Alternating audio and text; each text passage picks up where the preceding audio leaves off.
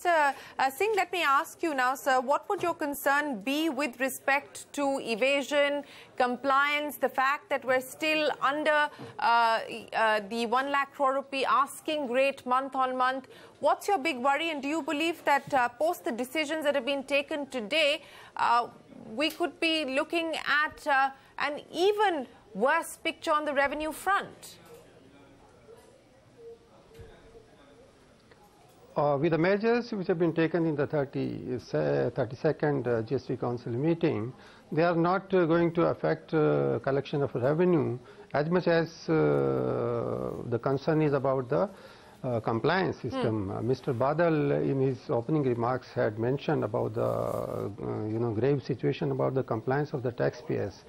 And if you read the recent newspaper columns and reports, there have been large-scale evasion and bogus invoicing in the state of Haryana and Punjab and other parts of the country also. Compliance is a big issue, and we will have to tackle this compliance issue because, and this is not resorted only by the MSME, but by the bigger players also. So some concerted efforts will have to be taken by the central government as well as the state governments.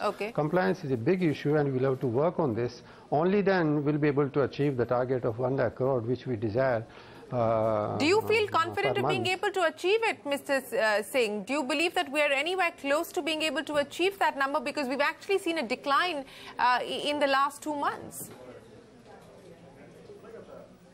We have seen the decline, and there are many reasons. One major reason is the compliance. Secondly, because of the rationalization of rates also, many items have been brought down for 28% to 18%, which will impact the revenue collection in short terms.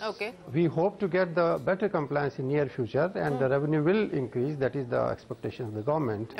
But again, I will say at the cost of repetition that the compliance is a big issue, and we have to work together. Both the governments, the center and the state, have to work together to find ways to plug the leakage of revenue, which the reports, till recently I was in the government, and the reports which were getting about the evasion of this revenue, evasion of taxes is mind-boggling. Evasion, a large concern. The Revenue Department saying that 40 to 50,000 crores, that's as large as the number is in terms of tax evasion. Your government also grappling with this issue.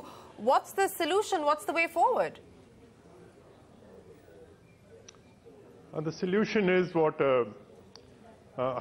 I spoke to, in a press conference, that we have to come up with something called the GST 2, a complete overhaul, because this is not, GST is a self-policing system.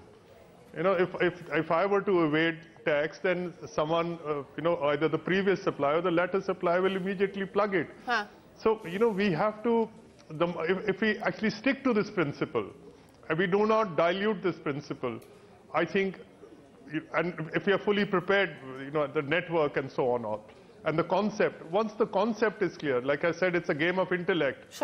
And if we get that right, then, this evasion and all will go in itself. Because we were led to believe at midnight, when Parliament was convened, that this is the new tax of the, it's almost like a second freedom. But this has not happened. So somebody must take the blame. If you take the credit for bringing in GST in Parliament, then somebody must also take the blame. Mr. Badal, is there likely to be another council meeting ahead of the budget on the 1st of February, or is this it for now ahead of the interim budget? Well, I don't know. Union FM would be able to answer that. I should think that maybe one more, but I don't know what the plans are and when the code is going to be imposed. But I pity, or I not pity, I sympathize with the next Finance Minister of India, because he has a huge task ahead of him. Uday, coming back to the decisions that were taken today, because a new rate has actually also been introduced by the GST Council, and that is that 6% GST rate for services with a turnover below 50 lakhs. What do you make of that? I think it's a great step. I think what was being thought of, that there's a lot of service providers who are not actually getting into the net.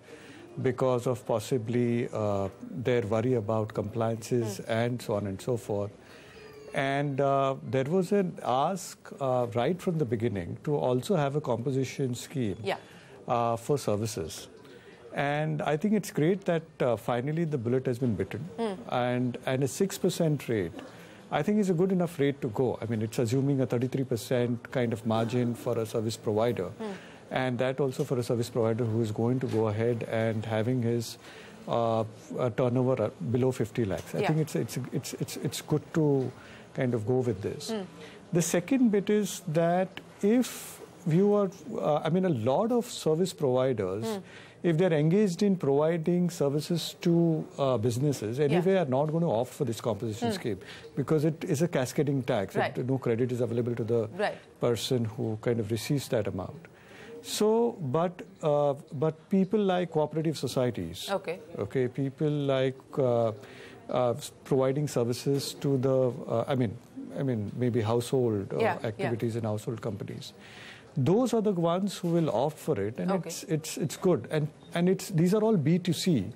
So it incentivizes compliances more rather than kind of just going away. I'll end by asking you, more demands coming in. Of course, there is the continued demand for bringing down the rate as far as cement is concerned. Two-wheeler makers have been raising the demand of being brought lower from the 28% bracket. They believe that they don't deserve to be in that bracket because this is a vehicle of mass use and mass consumption.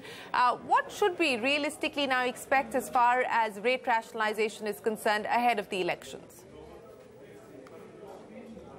I don't think so, Shereen, that anything significant is going to come up, but maybe just populism before the election. But post-election, I think we should just take a very holistic view on the rate structure and what Congress has been saying, ideally single rate, but if necessary, then two-rate structure. You know, one big myth is that people opt for composition and all that because the tax demand is lower. Actually, most people actually pay more tax.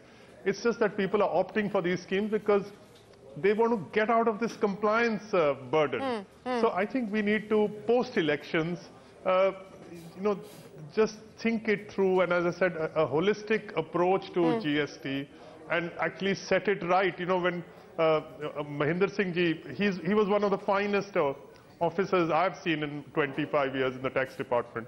But he's saying that people are getting relief after relief.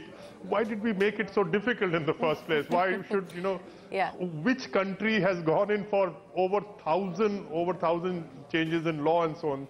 So we should have got it right the first time. We actually just missed the target, and we'll have to somehow on that issue, sir, because the finance minister has also spoken now of the convergence, at least of the 12 and 18% slab, possibly, you know, to maybe move towards a three-rate structure. Do you believe that this could be now on the anvil, on the agenda, post the tenure of this government, whichever government next comes into place? Certainly, certainly. This has to be on the agenda.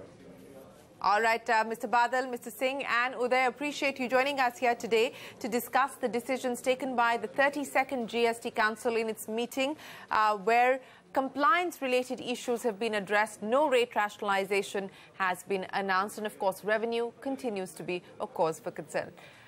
With that, it's time for us to wrap up this edition of Eye on India. We're back in a moment. Stay with us.